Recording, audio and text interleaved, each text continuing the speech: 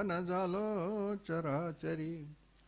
सर्वाभूती पाहे एक वासुदेव, कुसोनिया ठावा हंतेचा, तोची संत साधू ओळखावा निका, एरते ऐका मायाबद्ध. असं गेली 46 वर्ष अखंड हरिनाम सप्ताह चालू आहे. सद्गुरू वामन बाबा, सद्गुरू अप्पा माऊली, भानुदास बाबा या सर्व जी श्रेष्ठ पुरुषांच्या महापुरुषांच्या आशीर्वादाने गेली 46 वर्ष सातत्याने निरंतर अखंड हा हरिनाम सप्ताह इथे या अदई गावामध्ये चालू आहे. खरं तर एवढं सत्कर्म, एवढी सातत्याने सत्संग घडतो हे केवळ आणि केवळ महापुरुषाच्या आशीर्वादाने असतं. आपण म्हणतो ना, करता करविता भगवंत आहे. वृक्षाचे पान हाले ज्याची सत्ता. म्हणून आपण हे कार्य करतो याची जर अहंता ठेवली नाही. ज्ञानेश्वरांची सुंदर ओवी आहे, ते म्हणतात कर्तृत्वाचा मधू आणि कर्मफळाचा आस्वादू, या दोहीचे नाव बंधू कर्माचा की. म्हणजे हे दोन गोष्टी फार घातक आहे. म्हणून ह्या दोन गोष्टी सोडून जर आपण भगवंताचं स्मरण केलं तर भगवंत हे आपलं सातत्य, ही आपली निरंतर भक्ती ही चालू ठेवण्यासाठी मदत करतो. सत्य संकल्पाचा दाता नारायण. संकल्प सत्य असेल, मी नेहमी सांगत असतो, कुठलीही कार्य करताना आपल्याकडे दोन गोष्टी जर दोन गुण असतील तर त्या कार्यामध्ये काही कमी पडत नाही. पहिली गोष्ट म्हणजे अहंता नसावी, मी करतो हा मीपणा नसावा. आणि दुसरी गोष्ट त्याच्यामध्ये काही आपला स्वार्थ नसावा. जर आपला म्हणजे स्वार्थ असेल त्याच्यामध्ये, मला 2 पैसे आहेत, तर अजिबात होणार नाही, ते पुढे चालणार नाही. त्याच्यामुळे या दोन गोष्टी अतिशय महत्त्वाच्या. ह्या दोन गोष्टी तत्व पाळून जो कार्य करतो त्याचं कुठलंही कार्य अधुरं राहणार नाही, ते तडीच जाईल. हा माझा अनुभव आहे. म्हणजे विठ्ठल विठ्ठल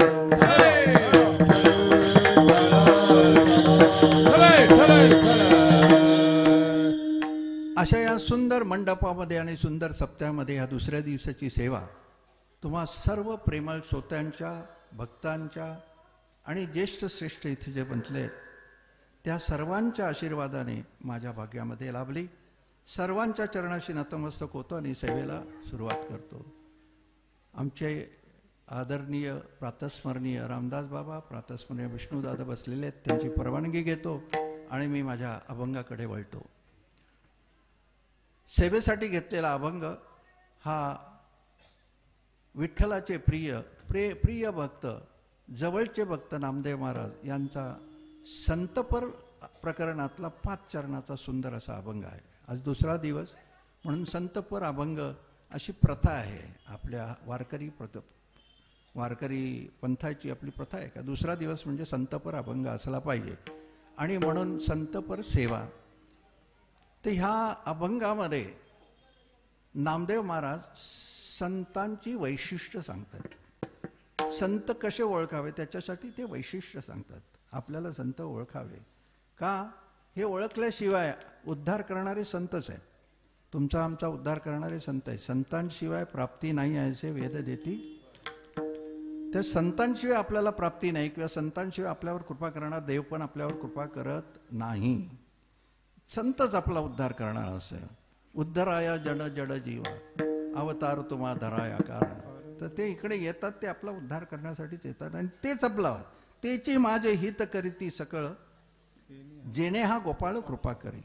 जे हा विश्वास आहे आणि त्याच्यामुळे तेच आपले करणार आहेत. हित करणारे संतच आहेत. म्हणून परमार्थामध्ये आपल्याला 2 गोष्टी करायच्या आहेत. आपलं साध्य 2 आहेत.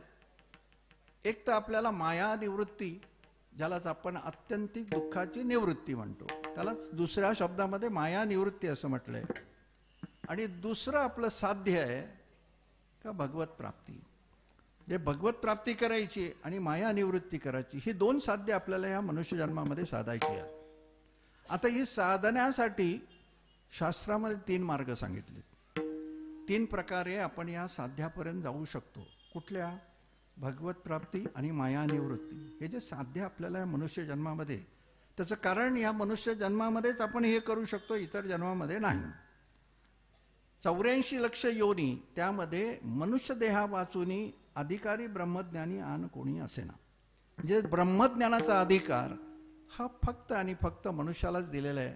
म्हणून स्वर्गीचे अमर इच्छिता ती देवा मृत्यूलोकी व्हावा. म्हणजे स्वर्गातल्या देवानाही सो भगवंतानी अधिकार दिलेला नाही.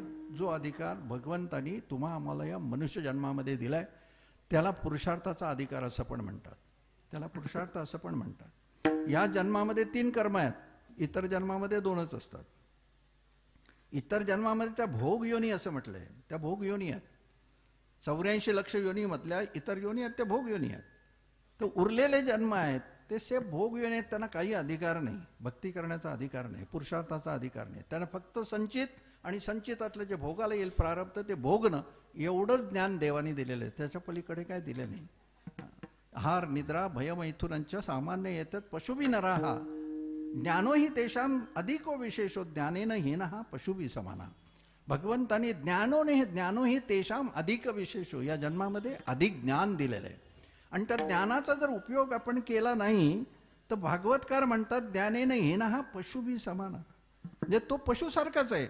कारण पशु पण जे इतर गोष्टी आपण करतो, जे ज्ञानाची प्राप्ती न करता इतर गोष्टी ज्या आपण करतो ते पशुपक्षी पण म्हणतात. आहार निद्रा भय मैथून हे पशुपक्षी पण करतात.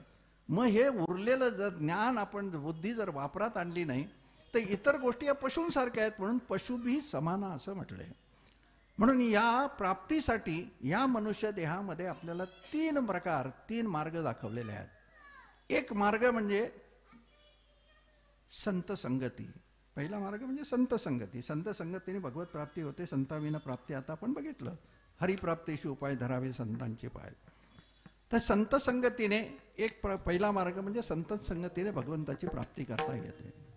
दुसरा मार्ग आहे का संतांचे जे वाङ्मय आहे, संतांचे वाङ्मय म्हणजे संतांचे विचार. माऊलींनी ज्ञानेश्वरीमध्ये त्यांचे विचार मांडलेले आहेत. त्यांना ज्या अनुभव आले अंगात ते या जगात येत असे. तर त्यांनी त्यांचे अनुभव या ज्ञानेश्वरीमध्ये लिहिलेले आहेत. तुकाराम महाराजांनी गाथा रूपाने त्यांचे अनुभव लिहिलेत. नाथ महाराजांनी भागवत रूपाने त्यांचे अनुभव निघालेत. हे कसले अनुभव आहेत का येण्याची मार्ग दावून गेले दयानिधी संत ते. त्यांनी आपल्याला मार्ग सांगितलाय का आम्ही कुठल्या मार्गाने गेलो आणि आम्ही कसं भगवत तत्वापर्यंत पोहोचलो. हा मार्ग कुठला आहे तो मार्ग इथे सांगितलाय. म्हणून तेनेची मार्गे चालू जाता न पडे गुंता कोठे काय. त्यांच्या मार्गाने जरी गेलो तर आपल्याला कुठेही अडचण येणार नाही असं म्हणतात. आणि म्हणून नाथ महाराज म्हणतात एका एका शब्दात वसे माझा रमाकांत. म्हणजे ते ग्रंथ कसे आहेत, प्रासादिक ग्रंथ म्हणतो. प्रासादिक ग्रंथ आहे. प्रासादिक याचा अर्थ त्याच्यामध्ये जे लिहिलंय तसंच होणार. तुम्ही जर आचरणात आणलं तर जे तिथे म्हटलंय, जिथं त्यांनी जसं सांगितलंय तसंच अनुभवाला येईल. त्याला प्रासादिक म्हणतात. म्हणजे काही फरक पडणार नाही, तसंच अनुभवाला येणार. त्याला प्रासादिक ग्रंथ असं म्हणतात. म्हणून हे प्रासादिक वाणी आहे, ती देवाची वाणी आहे. संतांच्या मुखातून आली असली तरी ती देवाची वाणी. कारण संत आणि देवामध्ये काही फरक नसतो. संततेची देव, देवतेची संत.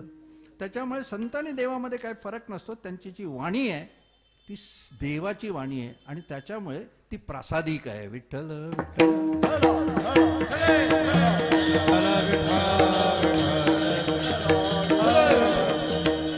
म्हणून दुसरा मार्ग सांगितलाय का त्यांनी जे विचार त्यांच्या ग्रंथामध्ये मांडलेत त्याच्याप्रमाणे आचरण केलं तरी आपल्याला भगवत प्राप्ती करता येईल. एक पहिला म्हणजे संत संगती. दुसरा संतांच्या विचाराप्रमाणे आचरण करणं, त्यांनी सुद्धा भगवत प्राप्ती करता येईल. आणि तिसरा मार्ग म्हणजे नामस्मरण, भक्ती मार्ग. जे नामस्मरणाने पण भगवत प्राप्ती करता येते. असे 3 मार्ग सांगितले.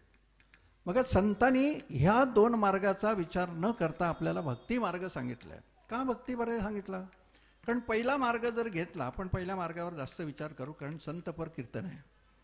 पहिला मार्ग जर घेतला तर संत संगतीने भगवत प्राप्ती करता येते. आणि दुसरा मार्ग घेतला तर आचरण, शुद्ध आचरण कोणाचं आहे? कलियुगात कोण शुद्ध आचरण करू शकेल? संतांप्रमाणे आचरण आपल्याला करताच येत नाही. त्याच्यामुळे त्या मार्गाने जाऊन आपल्याला भगवत प्राप्ती करता येत नाही असं नाही. अनेकांनी केलंय, पण प्रापंचिक जीव जो आहे, जो प्रपंचामध्ये आहे, त्याला असं आचरण करणं फार कठीण असतं. त्याच्यामुळे तो मार्ग आपल्याला कठीण आहे. बरं, दुसरा मार्ग संत संगती दुसरा, आणि तिसरा मार्ग सोपा आहे. नामसंकीर्तन साधन पै सोपे, तो सोपा आहे आणि त्याच्यामुळे त्या मार्गाने जा म्हणून संत आपल्याला सांगत असतात. आता पहिल्या मार्गावर आपण विचार करू, संत संगती. तर संत संगती केल्यानंतर भगवत प्राप्ती होते. पण संत संगती करण्यासाठी संत भेटले पाहिजे.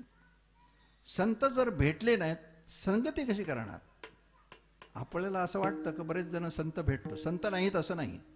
हजारो संत आहेत या विश्वामध्ये, हजारो संत आहेत. संत नाहीत असं नाही. कबीर म्हणतात का इतना जगत में पाप है, इतना जगत पे पाप है, अंदाज के बाहर चला, मगर संतों का ही तो पुण्य है, अब तक जग नहीं हिला. जगामध्ये सृष्टीमध्ये काही फरक पडत नाही, कारण जेवढं विश्वामध्ये या जगामध्ये जेवढं पाप होतं तेवढंच पुण्य हे संत लोक तुमच्या आमच्यासाठी करतात. म्हणून सृष्टीचा समतोल राखला जातो. विठ्ठल विठ्ठल.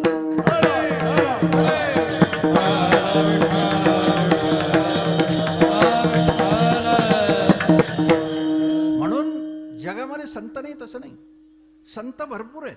संत आपल्याला भेटतात सुद्धा. लक्षात घ्या, संत आपल्याला कित्येक वेळ भेटतात. देव पण आपल्याला कित्येक वेळ भेटतो, पण आपल्याला ओळखता येत नाही.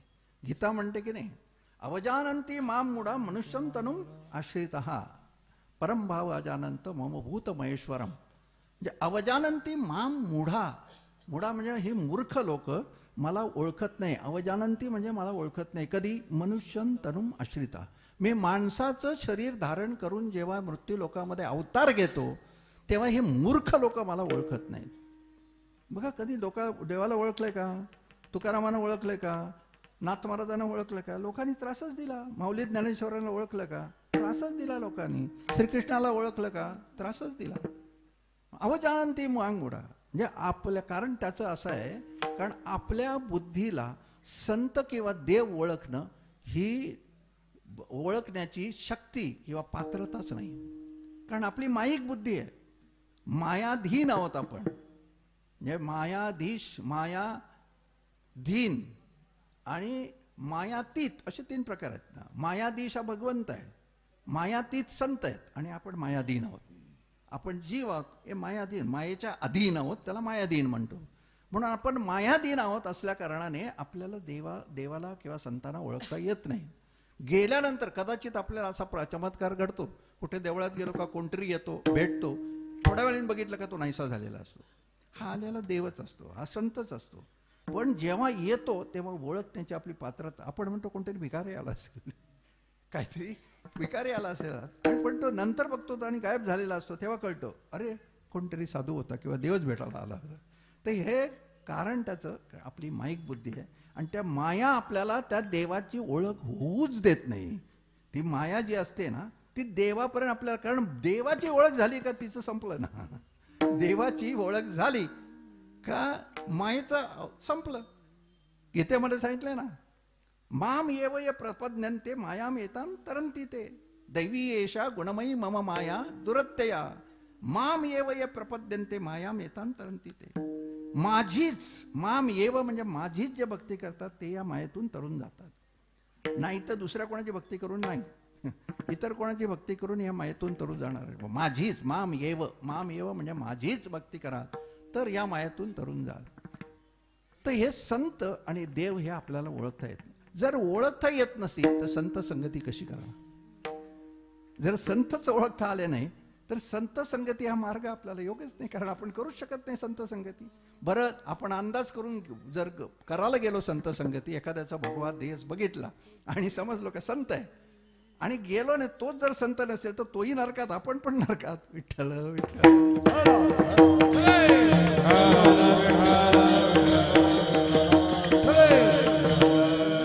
कारण भगवा घातला म्हणजे तो संत आहे असं नाही.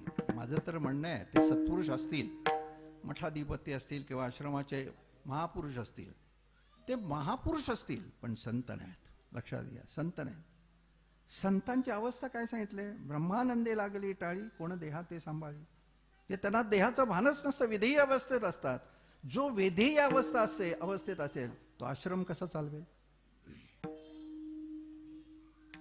माझं असं म्हणणं आहे, कदाचित चुकीचं असेल. जर विधेयी अवस्थेत असेल तर आश्रमाचा हिशेब कसा ठेवेल, ऑडिट कसं घडेल, शिष्यांना शिक्षण कसं देईल? नाही आहे ना. संत जे असतात त्यांना देहभावच नसतो, ते विधेय असतात. त्याच्यामुळे जे दिसतात ते संत असतातच असं नाही. आणि म्हणून अशा जर संताची, जे विधेयी अवस्थेत असतात, अशा संताची जर आपण संगत केली तर आपल्याला मोक्ष मिळेल. पण संत ओळखता येत नाहीत, म्हणून येत नाहीत म्हणून संत संगती करता येत नाही. म्हणून पहिला मार्ग आणि दुसरा मार्ग सुद्धा कठीण आहे, म्हणून भक्ती मार्ग, तिसरा नामस्मरणाचा भक्त असं सांगितलं आहे. पण त्याला पर्याय दिला आहे. संत संगती करता येत नाही, कलियुगामध्ये संत ओळखता येत नाही, संत संगती करता येत नाही. पण संत संगती कशी करावी हे मात्र शास्त्रामध्ये सांगितलं आहे. कलियुगामध्ये आता मी सांगितल्याप्रमाणे संतांच्या वचनाप्रमाणे जर आपण आचरण केलं तर ती संत संगतीच आहे, ती संत संगतीच आहे.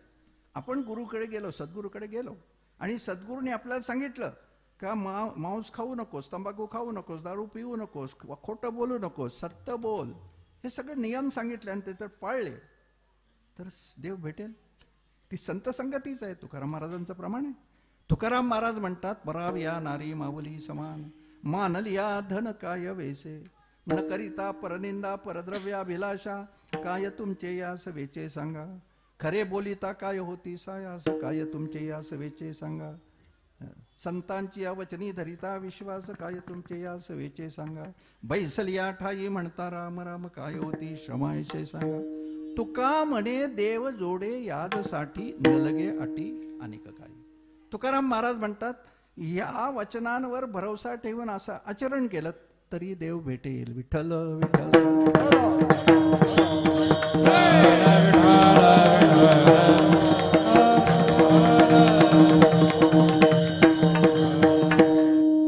म्हणजे कठीण आहे असं नाही.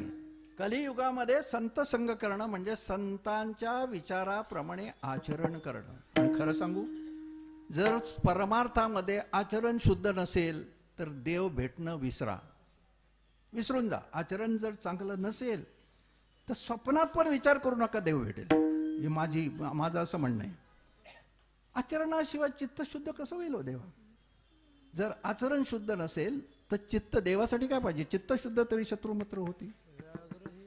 मन हे निर्मल झाले जैसे गंगा जल. कबीर म्हणतात, कबीरा मन निर्मल भया जैसा गंगा नीर, पाछे पाछे हरी फिरे कहत कबीर कबीर. कधी देव कधी येतो? कबीरा मन निर्मल भया. निर्मळ व्हायला पाहिजे. मन निर्मळ होणं म्हणजे काय? मन निर्मल म्हणजे सगळे विचार निर्मल होणं. जे त्यांच्या मन निर्मल कर्म, याचा अर्थ मनातले संकल्प विकल्प काढणं, मन निर्विकल्प करणं. मन निर्विकल्प करण्यासाठी मनामध्ये येतं काय? दुसरे विचार कसले येतात? जे आपण सृष्टीमध्ये बघतो तेच विचार येतात ना. जगद्गुरु कृपालूजी महाराज, 5वे जगद्गुरु, त्यांनी फार सुंदर खंडन केलेलं आहे त्याचं. ते म्हणतात, संसार खोटा नाही, संसार खरा आहे. संसार खोटा जे म्हणतो आपण, तो संसार खोटा नाही, तो खरा आहे. आणि संसार खोटा पण आहे. ते दोन्ही याचं समर्थन करतात. संसार खोटा पण आहे आणि खरा पण आहे. त्यांनी समर्थन केलंय, त्याचा समन्वय केला. ते म्हणतात, खोटा कसा आणि खरा कसा? तो जो दृष्टीला दिसतो. आता एवढी लोक इथे समोर बसलीत, ही खोटी आहेत का? हे खरं आहे. हा मंडप आहे, खोटा आहे का? खरं आहे. मी जर म्हणालो हे खोटं आहे तर मला कुठल्या वेड्यांच्या हॉस्पिटल घेऊन जातील. नाही ना असं म्हणतायत. हे खरं आहे, ते खरंच आहे, हे सत्य आहे. समोर दिसतंय हे सत्य आहे. ते म्हणतात हे सत्य आहे, पण ते नित्य नाही, त्याच्यात दोष आहे. सत्य आहे पण ते नित्य नाही, आणि त्याच्यामुळून ते अनित्य आहे, त्याच्या पाठी लागू नका. तो संसार खरा आहे पण तो सत्य नाही. मग खोटा कुठला आहे? मला सांगा. आतमध्ये आपले संकल्प विकल्प असतात, ते कुठले असतात? बाहेरच्या संसाराचे असतात. ते काय असतात आतमध्ये? त्या कल्पना असतात, संसाराविषयाच्या कल्पना असतात. म्हणून आपण म्हणतो संसार खोटा आहे, तो काल्पनिक आहे. आणि म्हणून भगवंताला प्रार्थना करतो, कल्पनेची बाधा न हो कोणे काही, ही संत मंडळी. त्या कल्पनेची झालेली बाधा आहे, म्हणून त्या बाहेरच्या संसाराचं चित्र आपण आतमध्ये रंगवतो, त्याला आतला संसार म्हटलं. आणि आपल्याला काय करायचं आहे? तो आतला संसार आहे ना, तो खोटा आहे, तो काल्पनिक आहे, तो मुग्रजळासारखा आहे, आणि म्हणून तो संपवायचा आहे. बाहेरचा नाही संपवा. बाहेरचा संपवला तर जगाल कसे? बाहेरच्या संसारात पाणी आहे, अन्न आहे, वारा आहे, हे सगळं बाहेरच्या संसारात आहे. तो पण संसार आहे. आणि तो जर खोटा ठरवला तर जगाल कसे? जगताच येणार नाही. म्हणून बाहेरचा संसार खरा आहे, आतला आहे तो खोटा आहे आणि तो संपवायचा आहे. बाहेरचा संपवा नाही समजायचा. संसार सोडा असं सांगितलंच नाही संतांनी. प्रपंच करूनही परमार्थ करावा असं समर्थ म्हणतात. म्हणून त्यांनी संसार सोडा असं सांगितलंच नाही. मग संसार कुठला सोडा? आतमधला सोडा. आतमध्ये काय आहे? आतमध्ये संकल्प विकल्प आहेत. ते आतले मनातले संकल्प विकल्प जेव्हा संपवाल ना, तेव्हा निर्विकल्प व्हा. तेव्हा निर्विकल्प व्हा. निर्विकल्प म्हणजे मन संपवणं, उन्मनी ज्याला म्हणतात, उन्मनी अवस्था. त्या उन्मनी अवस्थेत जाणं म्हणजे मन संपवणं. तर हे करायचंय. तो मनातला संसार संपवायचा आहे. आणि तो जेव्हा संपेल ना, तेव्हा त्या अवस्थेला आपण जाऊ. तेव्हा मन निर्मळ होईल. असं मन निर्मळ नाही होत. आणि जेव्हा मन निर्मळ होतं तेव्हा पाचे पाचे हरी फिरे, कहत कबीर कबीर, विठ्ठल विठ्ठल.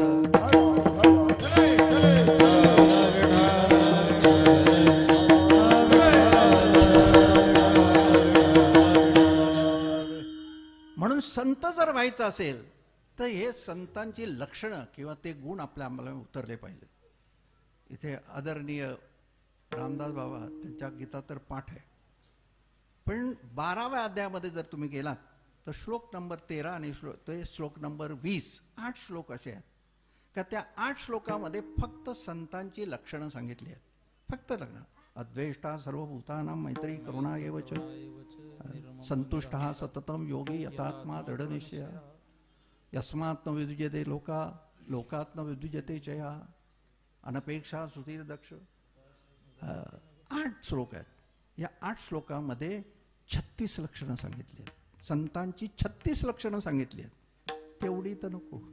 या अभंगामध्ये त्या 36पैकी 4 लक्षणं नामदेव महाराजांनी सांगितले. पहिलं लक्षण पहिल्या चरणामध्ये सांग. सर्वभूते पाहे एक वासुदेव, सर्वभूते पाहे एक वासुदेव, सर्वभूते पाहे एक वासुदेव, सर्वभूते पाहे एक वासुदेव.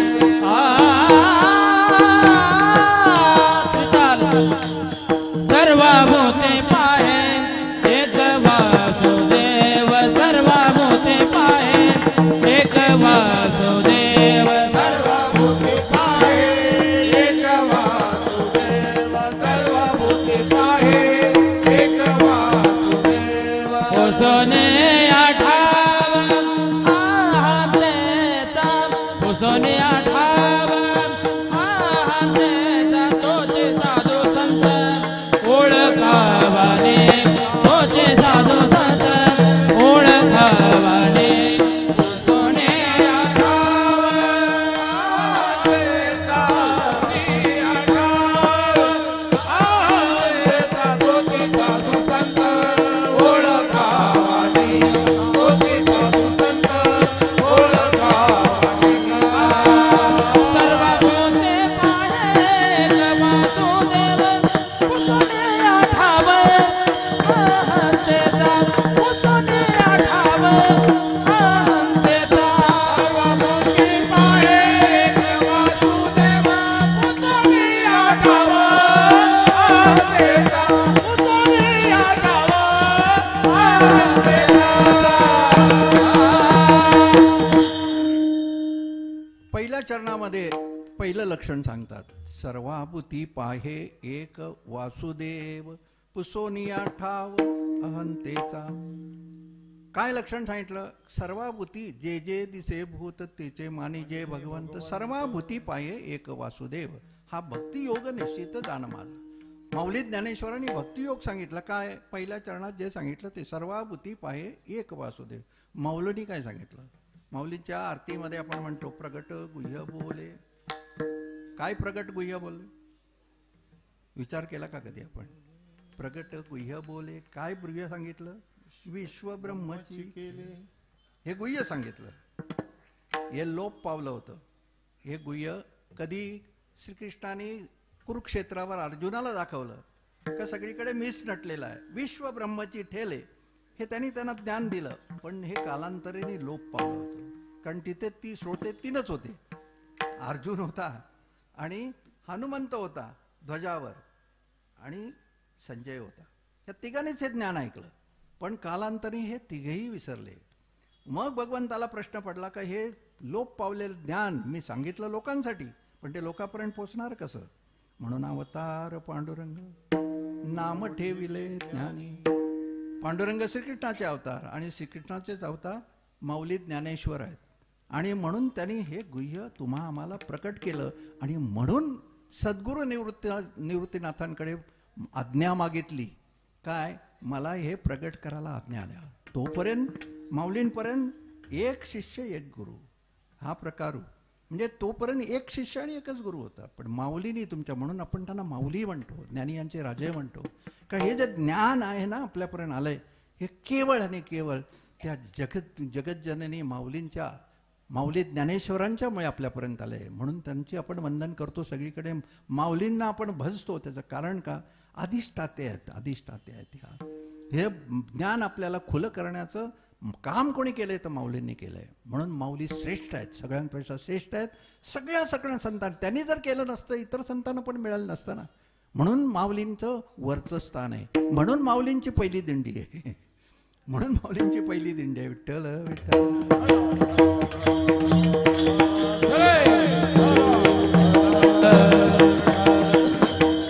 म्हणून नामदेव महाराज म्हणतात, सर्वाभूती पाहे एक वासुदेव. हे पहिलं लक्षण आहे. ज्याला सगळ्या भूतमात्रांमध्ये देव दिसायला लागला तो संत आहे. ज्याला सगळ्यांमध्ये, प्रत्येकामध्ये, कुत्र्या मांजरांमध्ये, भूतमात्रांमध्ये, किड्या मुंग्यांमध्ये ज्याला देव दिसायला लागला त्याला संत समजा. सर्वाभूती पाहे, भूती म्हटले, माणूस नाही म्हटलं. सर्वाभूती पाहे, भूती म्हणजे भूतमात्र, त्याच्यात किडे मुंगे पक्षी प्राणी सगळे झाले. सगळ्यांमध्ये, म्हणून आपण म्हणतो ना, चित्त शुद्ध तरी शत्रू मित्र, व्याघ्रण खाती सर्प तया. व्याघ्रण खाती सर्प का? वाघ सर्प खात नाही, कारण त्याला वाघ दिसतच नाही ना. वाघामध्ये सुद्धा वासुदेव दिसतो. सर्वाभूती पाहे वासुदेव, तो वाघामध्ये सुद्धा देव दिसतो. त्याच्यामुळे त्याच्यात दिसणारा देव आणि माझ्यात असलेला देव एकच आहे. तो आणि मी एकच आहे. तर मीच मला कसं खाईन? देव आला हाता तेथे कैसी भय चिंता. देव हाता आल्यानंतर तिथे भय राहतच नाही. द्वैत गेलं, भय कुठे आहे? द्वैतात आहे. भय द्वैतात आहे. जेव्हा वाघ दिसतो, तो वाघ आणि मी हे द्वैत आहे, तेव्हा भीती आहे. तो सर्प आणि मी हे द्वैत आहे, तेव्हा भीती आहे. हे द्वैत गेलं का अद्वैतात गेलो, सर्वाभूती परमेश्वर दिसायला लागला का भयच राहत नाही ना. मग भयच नाही, मग कैसी भय चिंता. देव आला हाता, मग कैसी भय चिंता, भयच राहत नाही, कारण द्वैत गेलं. म्हणून जेव्हा सर्वाभूती देवा भगवंत दिसायला लागतो तेव्हा आपण अद्वैतात जातो. अद्वैतात, मग अद्वैतात जाण्यासाठी काय म्हणतात? कसा सर्वाभूती देव म्हणेल? पहिल्या चरणामध्ये ते दुसरा भाग सांगतात का सर्वाभूती पाहे एक वासुदेव. कसा? पुसोनिया ठाव अहंतेचा. तो दिसण्यासाठी पहिलं लक्षण सांगितले, पुसोनिया ठाव अहंतेचा. अहंता म्हणजे काय? तुकाराम महाराजांनी सोप्या शब्दात सांगितले, अहंकार गेला तुका म्हणे. असा प्रश्न पडतो, अहंकार गेला. कित्येक लोक भेटतात, ते म्हणतात मला अहंकारच नाही. आपल्याला अहंकार नाही. किती जण सांगतात, मला तर भेटतात कोणतरी, मी जेव्हापासून वारीला जायला लागलो, आपल्याला अहंकार नाही. अहंकार नाही तर माझं म्हणणं तुकाराम महाराजांचं वचन खोटं असेल किंवा हा म्हणतो ते खरं असेल. अहंकार जर गेला तर देव व्हायला पाहिजेस ना. तू जर म्हणतोस अहंकार नाही तर मग देव व्हायला पाहिजेस. मग देव का झाला नाहीस? देव झाला नाहीस याचा अर्थ तुझा अहंकार गेला नाही. नाहीतर तुकाराम महाराज तरी खोटे आहे. आणि तुकाराम महाराजांना खोटं बोलवण्याची ताकद आपल्याकडे आहे का? नाही. असा कोण जन्माला आलाय का तुकाराम महाराजांना? तुका बोले वाणी ते वेद भरी. त्यांचं वचन कसं खोटं होईल? ते वेदांचं वचन आहे. 5वा वेद म्हणतात गाथेला, वेदांचं वचन आहे. मग ते खोटं कसं होणार? मग हे जर खरं असेल तर मग हे म्हणतात ते खोटे आहेत. मग तो अहंकार कुठा? मग तुकाराम महाराज म्हणतात अहंकार गेला देव झाला. हा अहंकार कुठला? लक्षात घ्या, एक अहंकार आहे ना, तो जन्मताच येतो. पंचभूताचा गोंधळ केला एके ठाई मेळ, लाविला सबळ अहंकार त्या पाठी. माऊलींची ओवी आहे सुंदर. ते म्हणतात हा देह कसला म्हणजे पंचमहाभूताचा बनलाय. आणि या पंचभूताच्या देहाला बरोबर त्यांनी जन्माबरोबर देवाने अहंकार लावलेला आहे. जन्माबरोबर लाविला अहंकार तर ह्या पाठी, हा जन्मतच येतो. त्याच्यामुळे लहान मुलात जर असला ना, त्याच्या हातातलं खेळणं घ्या, ते लगेच रडतं. का रडतं? त्याला राग येतो. राग काय येतो? त्याचा अहंकार दुखावला जातो. तो सगळ्यांना आहे. लक्षात घ्या, जोपर्यंत हाडामासाचा देह आहे ना, पंचमहाभूताचा देह, तोपर्यंत अहंकार जाणं हे अशक्य आहे. विठ्ठल विठ्ठल.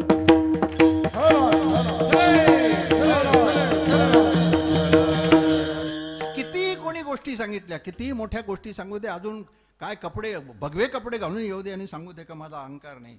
विश्वास ठेवू नका. अरे तू अहंकार गेला तर देव व्हायला पाहिजेस ना. भगवे कपडे घातलेस देव आहेस का मला सांग. तुला सर्वभूती वासुदेव दिसतो का? नाही दिसत. म्हणजे देव झाला नाही, म्हणजे अहंकार गेला नाही. मग अहंकार, तुकाराम महाराज असं का म्हणतात, अहंकार गेला तुका म्हणे देव झाला. लक्षात घ्या, इतर जे अहंकार असतात ना, ते जन्मानंतर येतात. इतर जे संपत्तीचा, धनाचा अहंकार, रूपाचा अहंकार, गुणाचा अहंकार, भक्तीचा अहंकार, ज्ञानाचा अहंकार, हे सगळे अहंकार नंतर येतात, जन्माबरोबर नसतात. जन्माबरोबर एकच अहंकार असतो, तो म्हणजे देहांकार. पाडे माझा देहाचा विसर, पाडे माझा देहाचा विसर, पाडे माझा देहाचा विसर.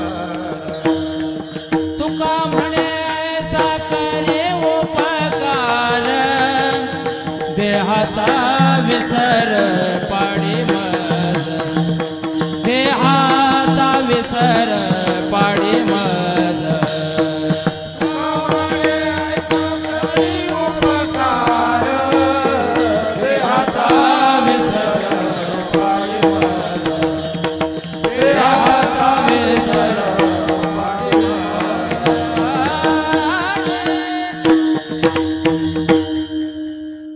तुका म्हणे ऐसा करी उपकार.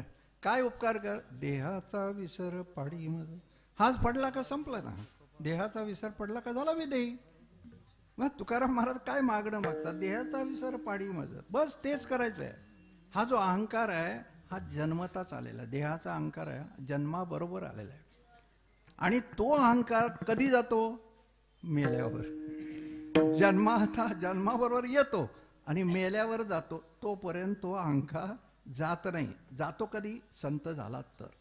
सर्वाभूती पाहे एक वासुदेव, हे जेव्हा प्रचिती येईल, सर्वाभूती जेव्हा परमेश्वर, तेव्हा तो अहंकार जातो. आणि दुसरी तुमचा आमचा 4 जण उचलतात तेव्हा. विठ्ठल विठ्ठल.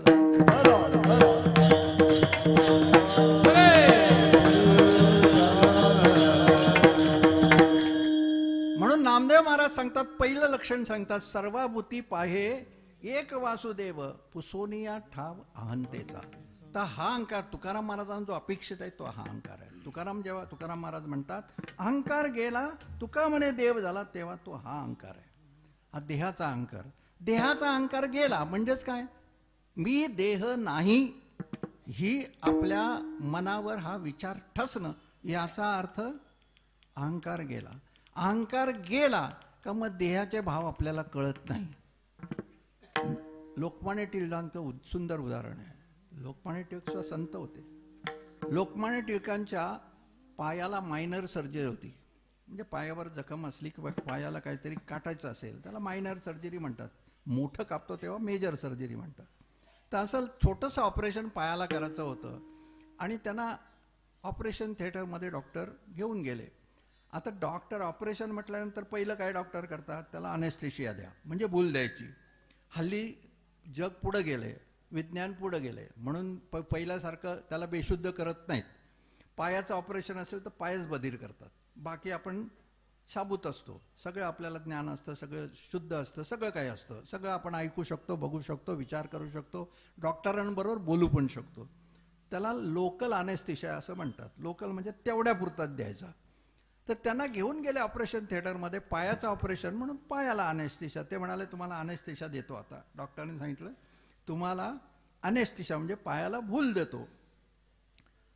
टिळकाने सांगितलं मला तुम्ही अनेस्थिशा देऊ नका, म्हणजे भूल देऊ नका. अहो तुम्हाला ऑपरेशन करायचं आहे, कट करायचं आहे पाय, आणि तुम्ही म्हणता म्हणजे अनेस्थिशा देऊ नका, असं कसं? तुम्हाला वेदना होतील, कट केल्यानंतर तुम्हाला वेदना होतील, वेदना झाल्या तर आम्हाला नाही बघवणार, तुम्ही एवढे महापुरुष आणि तुम्हाला आम्ही एवढं दुःख देणं हे बरं नाही. मी सांगितलं ना तुमचं काम तुम्ही करा, माझं काम मी करीन, मला अनेस्थिशा द्यायची गरज नाही. आता टिळक बोलल्यानंतर त्यांना का हट्ट करतील का डॉक्टर? तुम्हा आम्हाला सांगतील, तुमचं काय ऐकणार नाहीत, हात पाय धरतील, इंजेक्शन मारतील. टिळकांना असं कोण करणार? म्हणून टिळकांना तर त्यांनी अनेस्थिशा द्यायचं त्यांनी सांगितल्यानंतर बाबा ठीक आहे तुम्ही सांगता तर नाही देत. काय करावं? ऑपरेशन थिएटरवर ऑपरेशन चालू आधीच त्यांनी गीता काढली, टिळकांनी गीता काढली ऑपरेशन थिएटरवर आणि गीता वाचत बसले. त्या गीता वाचताना एवढे ते एकाग्र झाले की देहभावच विसरले. एवढे एकाग्र झाले ते गीतेच्या ज्ञानामध्ये, एकरूप झाले का त्यांना देहभावच राहिला नाही. ऑपरेशन झालं, डॉक्टरांनी ऑपरेशन संपल्यानंतर डॉक्टरांनी जागं केलं, अहो टिळक तुमचं ऑपरेशन संपलं. म्हणजे स्टिचेस टाके बिके टाकून झाल्यानंतर हे उठत नाहीत म्हणून डॉक्टरांनी सांगितलं अहो तुमचं ऑपरेशन संपलं, आता खाली उतरा. याला म्हणतात विदेही, देहभाव नसणं. पुसोनिया ठाव अहंतेचा सर्वाभूती पाहे एक वासुदेव, पुसोनिया ठाव अहंतेचा. अहंता कुठली? तर देहाची अहंता, देहांकार हा घालवणं हे संतांचं लक्षण आहे.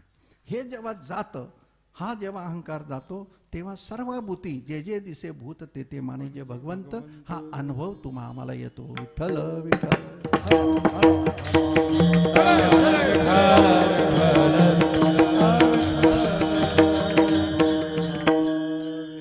दुसरं लक्षण सांगतात संतांचं. 4 लक्षणं सांगितली, मला 4 संपवायची आहेत.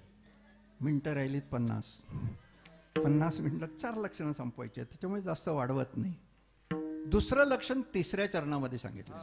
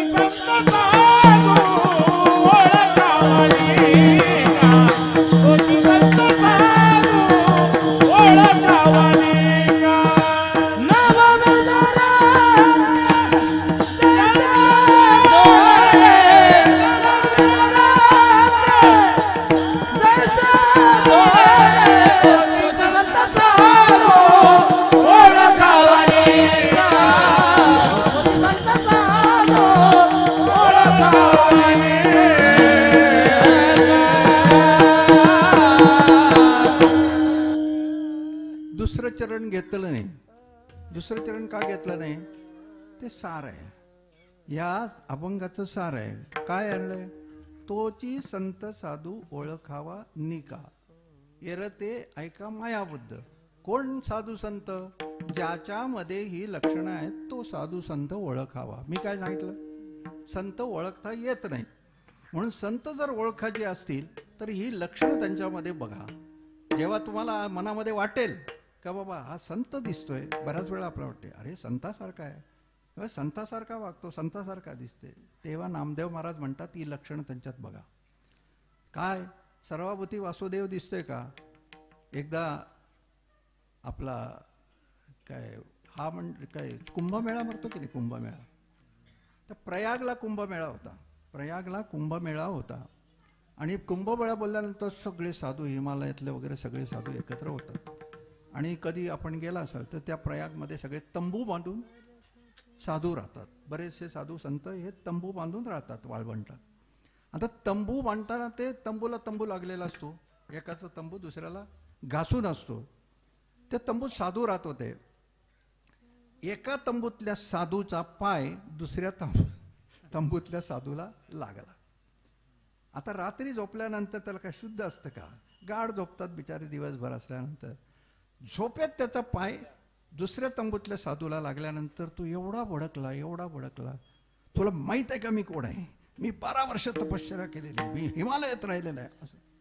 तो साधू बिचारा शांतपणे ऐकलं. त्यांनी शांतपणे ऐकलं, त्याचं सगळं झालं. बोलून झाल्यानंतर त्याने विचार केला. त्यांनी सांगितलं, शांतपणे सांगितलं, महाराज तुम्हाला नमस्कार करतो, चरणस्पर्श करतो. 12 वर्ष तपस्या म्हणजे महान साधू आहात तुम्ही, पण 12 वर्ष तपस्या केला आणि पायी लागला तर तुम्ही एवढे ओरडता.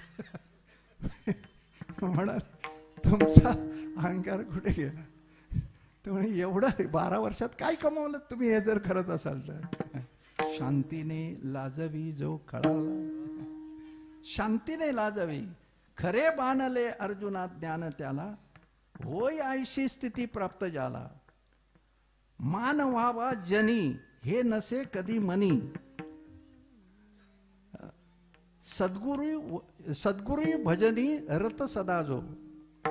न जनमे न खजवी दंभ नच माजवी, शांतीने लाजवी जो कळाला. खरे बाणले अर्जुना ज्ञान त्याला. म्हणजे कोणाला ज्ञान झालं असं समजावं तर मान व्हावा जनी हे नसतंच ना.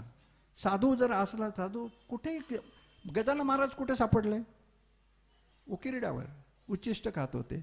साईबाबा कुठे सापडले? झाडाखाली. म्हणजे मान मिळावा लोकांनी आणलं तेव्हा आले. मान मिळावा हे नसतंच साधूंना. मान व्हावा जनी हे नसे कधी मनी. मनामध्येच येत नाही मान व्हावा. मान कोणाकडनं मागणार? सर्वाभूती जर परमेश्वर असेल तर कोण मान देणार आणि कोणाला मान देणार? अरे तो मान देणारा पण मीच आहे, मान घेणाराच पण मीच आहे, तर कोणाकडे मानाची अपेक्षा करणार? म्हणून खरे बाणले अर्जुना, जर कोणाला साधू समजायचं असेल, ज्ञान झालंय असं, तर मान व्हावा जनी हे से म्हणी. न जनमन खिजवी, कोण्याही जीवाचा न घडो मत्सर. परमेश्वर पूजनाचे न जनमन खिजवी, दंभ नच माजवी. दंभ म्हणजे खोटा आणणं, आपण नसताना खोटं दाखवणं जगाला, त्याला दंभ म्हणतात. दंभ नच माजवी, शांतीने लाजवी जो कळाला. शांतीने कसं लाजावाचं सांगत नाही, वेळ कमी आहे. नाथ महाराजांचं उदाहरण घ्या. शांतीने खळाला लाजवलं ना. नाथ महाराजांनी काय केलं? तो यव्वन 108 वेळा थुकला, पण शांती ढाळली का? त्यांच्या मनाची शांती ढळली नाही. शांतीने लाजवी, तो लाजला आणि शरण आला. यवन अंगावरी थुंकाला, प्रसाद देवुनी मुक्त केला. त्याला शांती म्हणतात. विठ्ठल विठ्ठल.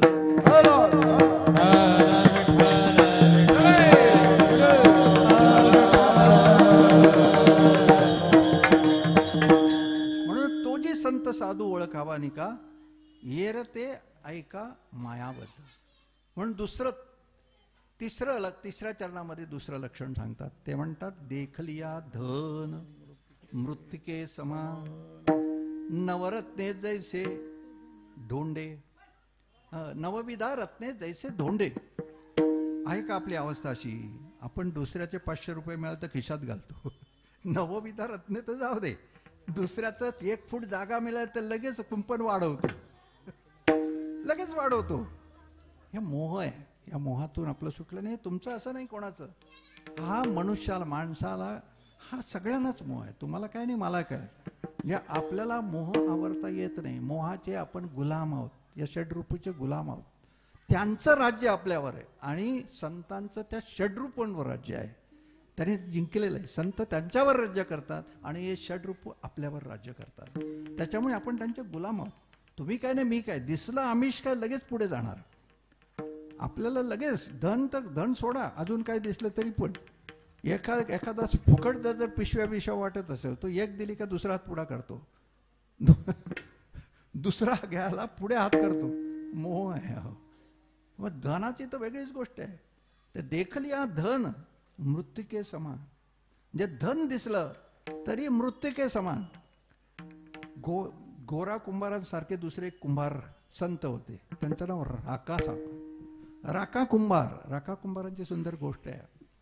म्हणजे काय मोह असतो आणि कसं आपण देखलिया धन मृत्तिके समान. राका कुंभार, त्यांची गोष्ट सगळ्यांना माहीत आहे तुम्हाला. त्याने आवा पेटवला. आवा म्हणजे मडकी भाजतो ना त्याला, ते आपण भट्टी पेटवतो त्याला आवा बोलतात. मडकी भाजण्यासाठी त्यांनी ती भट्टी लावली, आग लावली, पण चुकून एका मडक्यामध्ये त्या मांजरीने पिल्लं घातली होती आणि न कळता ते मडकं सुद्धा त्या भट्टीमध्ये त्यांनी टाकलं आणि भट्टी लावल्यानंतर ही मांजर येऊन तिथे गोल गोल फिरायला लागली आणि आवाज करायला लागली, म्याव म्याव. म्हणजे त्यांच्या लक्षात आलं काय ह्याची हिची पिल्लं आतमध्ये गेली. या राका कुंभारांच्या लक्षात आलं, भूतदया ठेवा मग काय उणे, प्रथम साधन. आपला माणूस गेला तर आपल्याला दया नाही येणार, पण त्यांना संत होते त्याच्यामुळे भूतदया मनामध्ये होते. भूतांची दया हेची भांडवल संता, आपुलिया अंता नाही दे. आपला देह तुका म्हणतात, भीत नाही माझ्या मरणा, देखलया जना न राहावे. म्हणजे मला मरण आलं तरी चालेल, पण लोकांचं दुःख मला भागवत नाही. त्याच्यामुळे या राका कुंभारांना त्या मांजरीचं दुःख सुद्धा बघवलं नाही, मांजरीचं दुःख सुद्धा बघवलं नाही. त्याच्या मनामध्ये दया उत्पन्न झाली. म्हणाले अरे अरे अरे केवढं महापाप माझ्या हातून होतं, केवढं महापाप. या नाहक अज्ञान जीवाचा घात होईल, एवढी हत्या माझ्याकडनं होईल. आणि म्हणून त्यांनी आसन घातलं आणि परमेश्वराला मांडी घातली, परमेश्वराला साकडं घातलं. देवा हे पाप माझ्या हातून घडून देऊ नको. तू माझा पाठीराखा आहेस. मी जर तुझी भक्ती केली असेल तर एकच कर, काय, या ना वाचव. या पिल्लांना जर वाचवलंस ना तर आहे त्या कपड्यानिशी संसार सोडून संसाराचा त्याग करीन. तुमची आमची प्रतिज्ञा बघा ना, संतांची प्रतिज्ञा बघा. आपल्याला संसार सुटत नाही आणि त्यांनी 1 मिनिटात निश्चय केला. कोणासाठी? मांजरांची पिल्लं वाचवण्यासाठी. विचार करा, मांजरांची पिल्लं वाचवण्यासाठी संसाराचा त्याग करणारा एकच असा संत आहे, तो म्हणजे राका कुंभार. विठ्ठल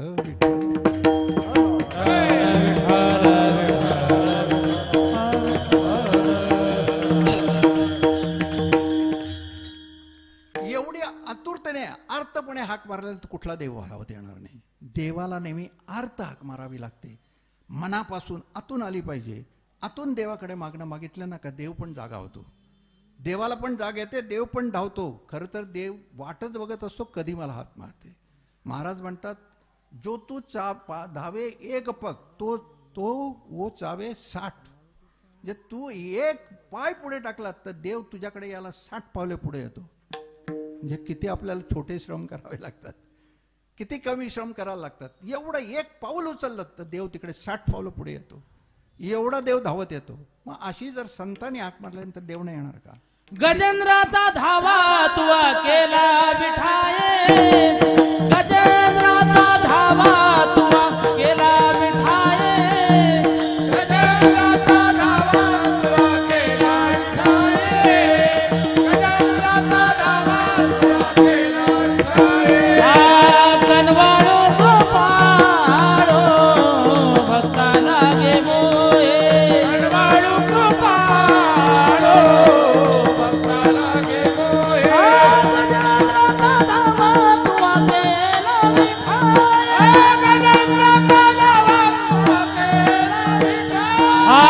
पांडुरंग ये ओ पांडुरंग ये, पांडुरंग ये ओ पांडुरंग ये, पांडुरंग ये ओ पांडुरंग ये, पांडुरंग ये ओ पांडुरंग ये.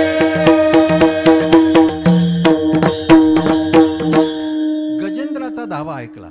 प्राण्याची हाक जर भगवंतापुढे पोचत, संतांनी मारलेली नाही पोचत. देव धावला आणि त्या पिल्लांना वाचवलं. देवाने भगवंतानी त्यांचा हाक ऐकली राका कुंभारांची आणि देवाने त्या पिल्लांना वाचवलं. वाचवल्यानंतर आपण शब्द बदलतो. सत्यनारायणची पूजा ऐकतो की नाही? त्या व्यापाऱ्यांनी सांगितलं मुलीचं लग्न झालं तर पूजा घालीन, मुलीचं लग्न झालं म्हणतो मुलगा झाल्यानंतर करीन. म्हणजे एक त्याचं वाढतच चाललं. तो का पूजा घालायला तयार नाही. राका कुंभार तसे नव्हते, तुमच्या आमच्यासारखे नव्हते. त्याने दिलेला शब्द पाळला. जेव्हा ती पिल्लं वाचलेली बघितली, अंगावर असलेल्या कपड्या बस तेवढे घरी पण गेले नाही, तिथूनच संसाराचा त्याग केला. आणि त्यांनी संसाराचा त्याग केला. ते जातात बघितल्यानंतर त्यांची बायको रंका संतांची पात्रता ती असते. समर्थ म्हणतात 8 कोटी मंत्राचा जप झाला तर आपल्याला इच्छित पत्नी मिळते. म्हणजे त्या राका कुंभाराची रंकासारखी बायको मिळण्यासाठी जो मंत्र घेतो त्याचा 8 कोटी जप व्हायला पाहिजे, तेव्हा अपेक्षित पत्नी मिळते. आपण आपलं काही नाही करता बोलते मला सुंदर पत्नी आणि आज्ञाधार कशी मिळेल, त्याच्यासाठी एवढी पुण्याई लागते, तेव्हा मिळतं. विठ्ठल विठ्ठल.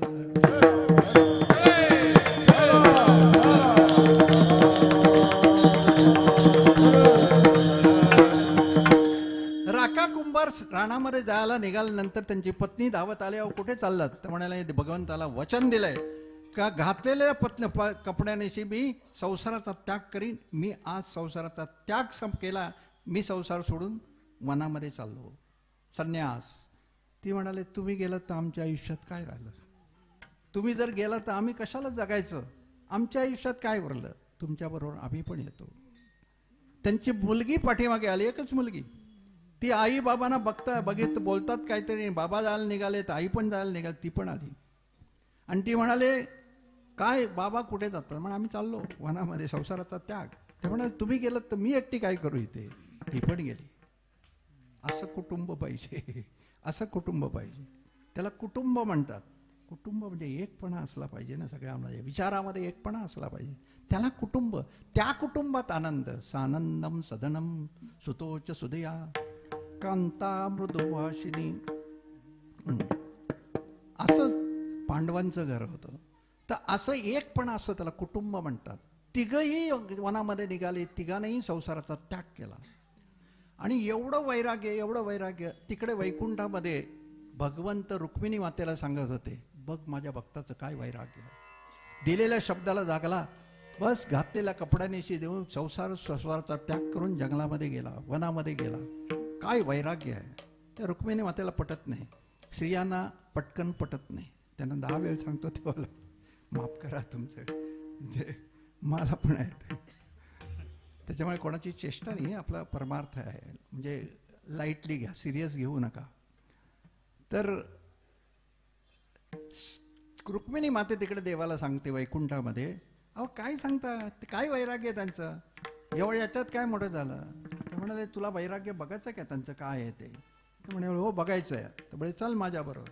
दोघांनी मानवाचं शरीर धारण केलं आणि राका कुंभार आणि त्यांची पत्नी रंका हे दोघं जण आली खाली.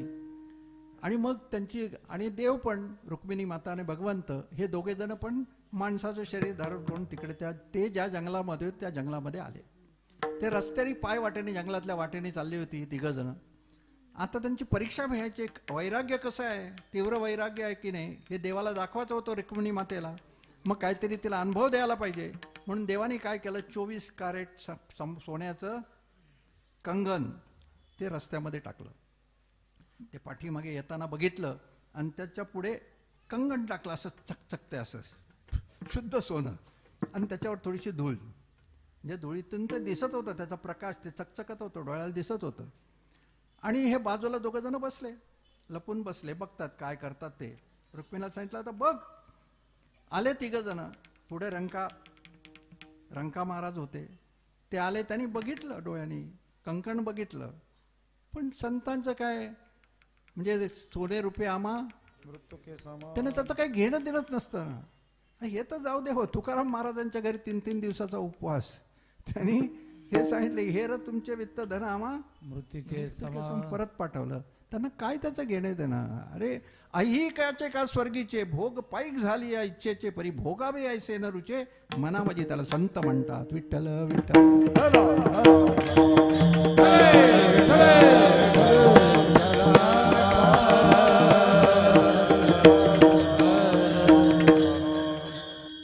त्याला संत म्हणतात. रंका महाराजांनी बघितलं, कंकण पडले, बघितलं, दुर्लक्ष केलं, पुढे गेले. ते थांबले पण नाहीत, काय कोणाचं आहे काय पडले काय बघावं म्हणून थांबले पण नाहीत, पुढे गेले. पाठीमागून पत्नी आली. पत्नीने बघितलं काहीतरी, नवऱ्याने काहीतरी बघितले, खाली पडले, तिने पण बघितलं. आता नवऱ्याने नाही बघितलं, पतिव्रता नवऱ्याच्या आज्ञेकडे जाईल का? नवऱ्याने बघितलं नाही, ती पण त्याने नाही बघितलं, मी काय बघणार पुढे. आणि मुलगी पण शुद्ध बीजापोटी फळे रसाल गोमटी. मुलगी आली, तिने पण बघितलं, आई बाबांनी दुर्लक्ष केलं, मी कशाला वाकू, ती पण पुढे गेली. भगवंतानं सांगितलं रुक्मिणी मातेला, बघितलंच माझ्या भक्ताचं वैराग्य, याला म्हणतात वैराग्य. विठ्ठल विठ्ठल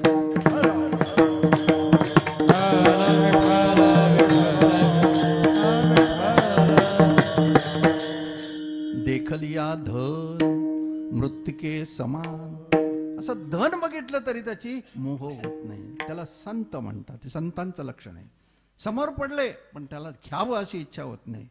स्वैकाचे का स्वर्गीचे भोग झाले पाहिजे. आपल्याला इह लोकाचे भोग मिळावे म्हणून आपण अट्टहास करत असतो, पण या संतांच्या पायाशी ते भोग सगळे लोळण घेत असतात. भोग पाईक, पाईक म्हणजे त्यांचे दास, गुलाम झालेले असतात. म्हणजे इच्छा करावी नाही तो भोग त्यांच्या समोर यावा. इच्छा करावी गाडी समोर, इच्छा करावी तर बंगला समोर. म्हणजे एवढी पात्रता त्यांच्या अंगामध्ये असताना भोगावे ऐसे न रुचे मना माझी. समोर देतो देव, इच्छा कर तुला देतो. संकल्प ही सृष्टी घडे हवेची, विकल्पोनी असा संकल्प केला तर सृष्टी निर्माण करू शकतात, एवढी ताकद विश्वामित्रासारखी. पण त्या सृष्टीतल्या कुठल्याही विषयाचा भोग घेणं हे भोगावे ऐसे न रुचे मना माझी, मनामध्ये येत नाही. त्याला संत म्हणतात. म्हणून देखल या धन मृत्तिके समान. नवविधा रत्ने जैसी धोंडे. म्हणजे नवविधा रत्न जरी समोर आली ना तरी ती धोंडे म्हणजे दगडासारखी. सोने रुपये आम्हा म्हणजे कशावरून, तर तुकाराम महाराजांचं उदाहरण घ्या ना, मी आता सांगितलं. वाजत गाजत सन्मानाने नजरांना पाठवला, असं नाही टेबला खालून तुमच्या आमच्यासारखं. टेबला खालून नाही, सन्मानाने पाठवला. आणि कोणी पाठवला तर महाराजांनी, शिवाजी महाराजांनी. का? अरे माझ्या राज्यामध्ये असा साधू, एवढा श्रेष्ठ साधू राहतो आणि त्याच्या कुटुंबाची एवढी हालत, आणि मी कसला राजा? साधूची जर सेवा घडत नसेल तर मी कसला हिंदवी स्वराज्याचा राजा? आता 19 तारखेला जयंती आली ना. शिवाजी महाराजांना दुःख झालं का? एवढा श्रेष्ठ साधू माझ्या राज्यामध्ये असताना मला त्यांची सेवा करता येत नाही, म्हणून नजराना वाजत गाजत सन्मानाने पाठवला सेवकांबरोबर. पण घेतला नाही, स्वीकार नाही केला. त्या नजराण्याबरोबर एक अभंग लिहून पाठवला. आम्ही तेने सुखे, आम्ही तेने सुखे,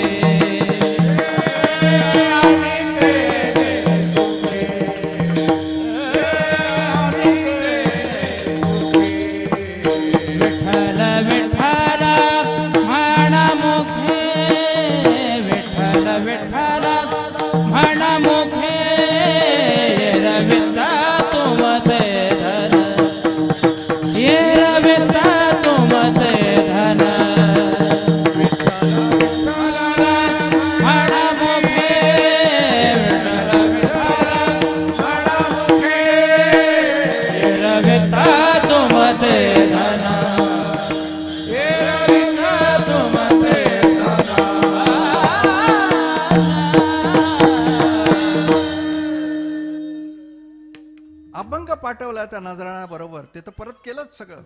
घरामध्ये 3 दिवसाचा उपवास, बायकोला एकच साडी रात्री धुवायची, सकाळी लावायची. तरी बघा मोह नाही आहे. भोगावे ऐसे न रुचे मना माझी. जरा सुद्धा मनामध्ये बाबा अन्न नाही, त्याच्यातलं काहीतरी तांदूळ घ्या. कधी महाराजांना सांगा का मला गहू द्या, तांदूळ द्या. नाही का आम्ही कोणाचे काय कोणाचे खातो तो राम आम्हाला देतो. अरे महाराज तुम्ही काय देणार? तुम्ही पण भिकारी आहात म्हणाले. तुम्ही कोणाकडे मागताय? देवाकडेच मागताय. मग तुम्ही ज्याच्याकडे मागता त्याच्याकडे आम्ही पण मागू शकतो ना. तुझ्याकडे कशाला मागायचं? मला जर पाहिजे तर माझा भगवंत मला कोठार देईल, जे हवं ते देईल. तुम्ही कशाला द्यायला पाहिजे? हे माहीत आहे त्यांना. अरे मी इच्छा करावी नाही, माझ्या पांडुरंगाने मला द्यावं. अरे हात घातला दगडाखाली तर सोन्याचं नाणं काढतात. त्यांचा संसार दुःखाचा होईल का? मग का बरं त्याने केलं नाही असं? तुकाराम महाराजांनी का असं केलं नाही? कारण ते येतात कशासाठी? उद्धराया जन जड जीवा. त्यांच्या आचरणाप्रमाणे आपण आचरण करतो. यत यत आचरती श्रेष्ठा तत्तत एव इतरा जना. यत यत आचरती श्रेष्ठा तत्तत एव इतरा जना. म्हणजे आपण अनुकरण प्रिय आहोत. माणूस हा अनुकरण प्रिय आहे. मोठी लोक जशी वागतात तसं आपण आचरण करतो. मुलाला विचारलं, आमदाराच्या पोराला तुला विचारलं कोण व्हायचं आहे, मला आमदार व्हायचं आहे. डॉक्टरच्या मुलाला विचारलं तुला काय व्हायचं, तो म्हणतो डॉक्टर व्हायचं आहे. क्रिकेटरच्या मुलाला क्रिकेटर व्हायचं आहे. यत यत आचरती श्रेष्ठा तत्तती एव. म्हणून घरातल्या मोठ्यांवर, वरिष्ठांवर फार मोठी जबाबदारी असते. शिक्षकांवर किंवा घरातल्या वरिष्ठ लोकांवर, वृद्ध लोकांवर मोठी जबाबदारी असते. काय, त्यांनी चांगलं आचरण करावं. ते जसं आचरण करतात तसं अनुकरण मुलं करत असतात, त्याचंच अनुकरण मुलं करत असतात. म्हणून आपण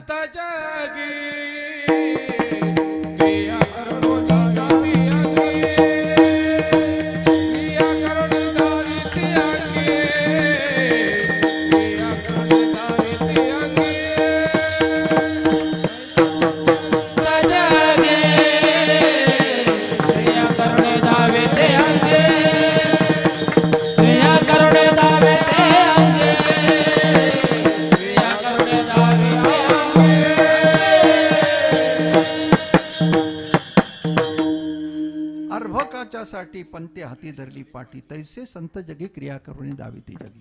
का, कशासाठी? कारण तुकाराम महाराजांनी जर तो स्वीकारला असता तर आपण मोकळे झालो ना. तुकाराम महाराज घेतात, मग मला काय झालं? लगेच 50 लोकांनी उरण, अरे तुकाराम महाराजांनी पाठवलं नर्दना घेतलं तर मला घ्यायला काय झालं? म्हणून संत फार तत्पर असतात. म्हणून तुकाराम महाराजांना तुमच्या आमच्या पुढे उदाहरण ठेवायचं होतं. एक उदाहरण, आपल्याला एक आदर्श ठेवायचा होता आणि त्याच्यामुळे त्यांनी तो स्वीकारला नाही. का? त्यांचा अवतारच त्याच्यासाठी होते. उद्धराया जन जड जीवा, अवतार तुम्हा धराया कार. तुमचा आमचा जड जीवाचा उद्धार करण्यात, जे उद्धार करायला आलेत आणि ते जर असे वागले तर तू इतर जणांचा उद्धार कसा करतील? म्हणून तुकाराम महाराजांनी तो स्वीकारला नाही. वरती त्यांना अभंग पाठाला, आम्ही तेने सुखी म्हणा विठ्ठल विठ्ठल मुखी. गाय व्रत करा एकादशी कंठी मिरवा, तेने आम्ही तेने सुखी. हे करा, त्याने आम्हाला सुख होईल. तुमच्या धनवित्त देऊन, ही नवरत्न काय तुमची आमची ही हिरे माणके देऊन आम्हाला सुख मिळणार नाही. आमचं हिरे माणकं म्हणजे भगवंताचं नाम आहे. भगवंताचं नाम हे सर्वात श्रेष्ठ आहे. आम्ही तुका म्हणे येते आहे श्रेष्ठाचार, नाम याची सार विठोबाचे, तेच आम्हाला सार आहे. हे सार नाही आहे. जगातलं श्रेष्ठ काय आहे तर भगवंताचं सार, भगवंताचं नाम आहे. आणि म्हणून देखलिया धन मृत्तिके समान, त्याला काहीच किंमत नाही. धन येऊ दे, मृत्यू काय, हिरे येऊ दे, माणके येऊ दे, नवविधा रत्न येऊ दे, आम्हाला ती माती समान आहेत, खड्या समान आहेत, धोंड्या समान आहेत, असं महाराज म्हणतात. असं ज्याला वाटतं, ज्याला धन बघितल्यानंतर ते मातीसारखं वाटतं, ज्याला नवविधा रत्न बघितल्यानंतर त्याला ती धोंड्यासारखी वागतात, तोची साधू संत ओळखावा निका, ये रते ऐका मायाबद्ध. दुसरं लक्षण सांगितलं, तोची साधू संत. हा सिद्धांत आहे आणि तो सिद्ध करण्यासाठी दिलेले हे दृष्टांत आहेत. ही लक्षणं सांगितली. दुसरं चरण आहे तो सिद्धांत आहे. म्हणून अशी ज्याची बुद्धी झाली, जो धन बघून सुद्धा त्याला मृत्तिके समान वाटतं, ज्याला नवविध रत्न सुद्धा मृत्तिके समान वाटतात, तोची साधू ओळखावा निका, त्याला साधू म्हणा. आणि तिसरं लक्षण तिसऱ्या चरणामध्ये, चौथ्या चरणामध्ये सांगतात, काम क्रोध दोघे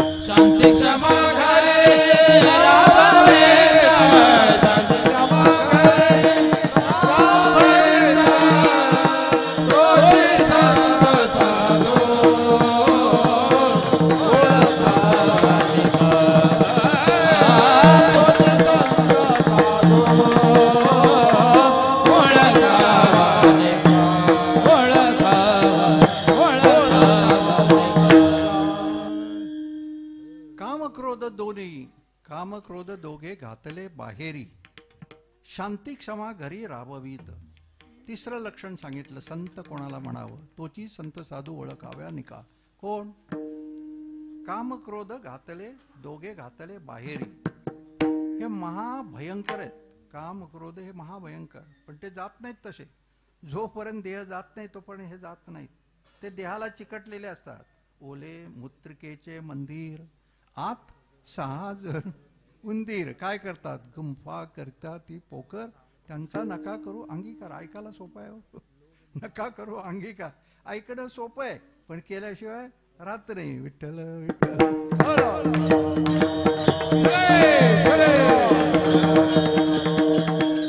तुकाराम महाराज काय गीतेमध्ये साक्षात भगवंतांनी सांगितले, इदम त्रिविधम नरकस्य द्वारम नाशनम आत्मनः कामः क्रोधा तथा लोभः तस्मात् एतत्त्रयं त्यजेत. ह्या तिघांचा त्याग करा. का? कामेन कर्मनाशः सात, क्रोधेन ज्ञाननाशनम, लोभेन भक्तिनाशः सात, त्रिन त्यक्ता सुखी भवेत. ह्या तिघांचा क्रोध लोभ निमन ठाईचे, निमन ठाईचे. काम क्रोध लोभ निमन ठाईचे, निमन ठाईचे. अवघे आनंदाचे सृष्टी झाले. अवघे आनंदाचे सृष्टी झाले.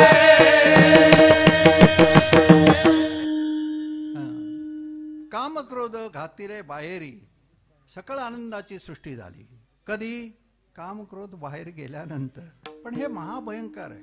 तुमच्या सद्गुरूंचं सुंदर प्रमाण आहे त्याला. ते म्हणतात, जरी काम क्रोध जिंकीशी पावशील बोधा. बोधा म्हणजे ज्ञान. जरी काम क्रोध जिंकीशी पावशील बोधा. काय म्हणतात? मोठे वैरी हे भीषण राक्षस पापी आहे. काय उपमा दिली बघा. मोठे वैरी हे भीषण, जे राक्षस वैरी आहेत, शत्रू आहेत, पण किती भीषण भीषण शत्रू आहे. भीषण म्हणजे आपल्याला कल्पना करता येत नाही. भीषण आग लागली.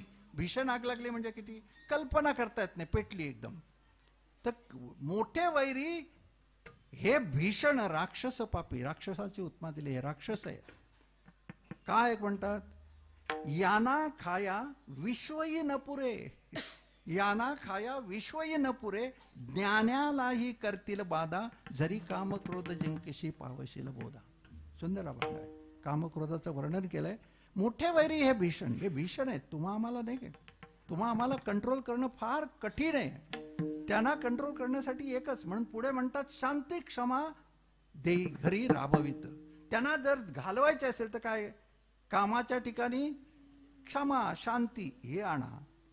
क्रोधाला घालवण्याचा शांती असायला पाहिजे. त्याच्या विरोधात काय ते आणायला पाहिजे, तर तो जाईल ना. क्रोधाच्या विरुद्ध काय? शांती आहे. कामाच्या विरुद्ध काय? क्षमा. ते हे जग गुण येतील ना, तेव्हा हे काम क्रोध घातले बाहेरी, सकळ आनंदाची सृष्टी झाली.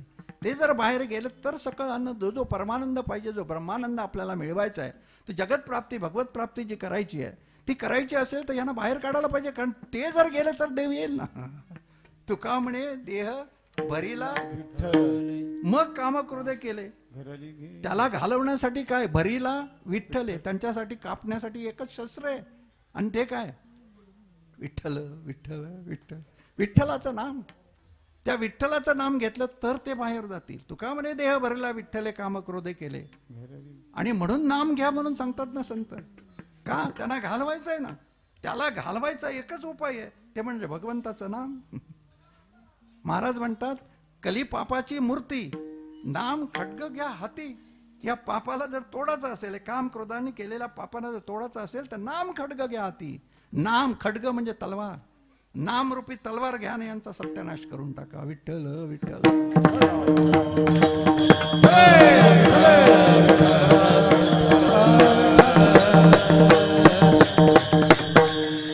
कारण यांचं काम काय?